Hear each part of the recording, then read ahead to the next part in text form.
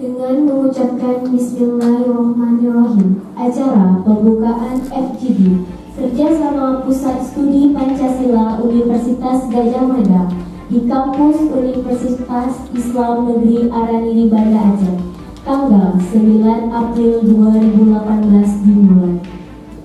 Bismillahirrahmanirrahim. Assalamualaikum warahmatullahi wabarakatuh.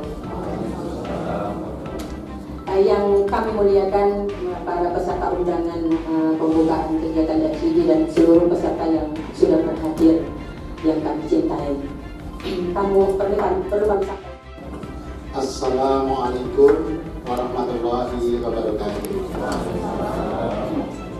Pada Bapak Pimpinan Universitas Islam Negeri Araniri Banda Aceh dan Bapak Ibu tokoh-tokoh pimpinan perguruan tinggi dari seluruh Banda Aceh, terima kasih berkenan hadir untuk mendiskusikan tema yang ini kami berdasarkan, yaitu pelembagaan dan kebudayaan Pancasila. Pasca disahkan Undang-Undang Nomor 12 tahun 2012, yaitu Undang-Undang Pendidikan Tinggi, idealnya Pancasila itu menjadi dasar dan dikembangkan di lembaga, kemudian kurikulum dan budaya akademik perguruan tinggi. Tapi kenyataannya di lapangan ditemui beberapa masalah.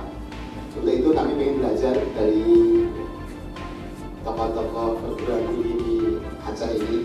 Ini tempatnya para alim ulama, tempatnya para cendekia pandai, cendekia. Kita ingin berguru di sini. Mungkin banyak hal yang bisa kita pelajari, bagaimana proses pembudayaan dan lembaga Pancasila. Namanya kerjasama itu salah satunya proses, ada tujuan-tujuan yang ingin dicapai oleh kedua belah pihak, perguruan tinggi kita dan perguruan tinggi UGM. Tapi perguruan tinggi yang besar seperti UGM itu menjadi payung bagi perguruan tinggi pendidikan tinggi, dan juga kan proses interaksi yang baik. Mari kita buka acara ini yang sama-sama pada Bismillah.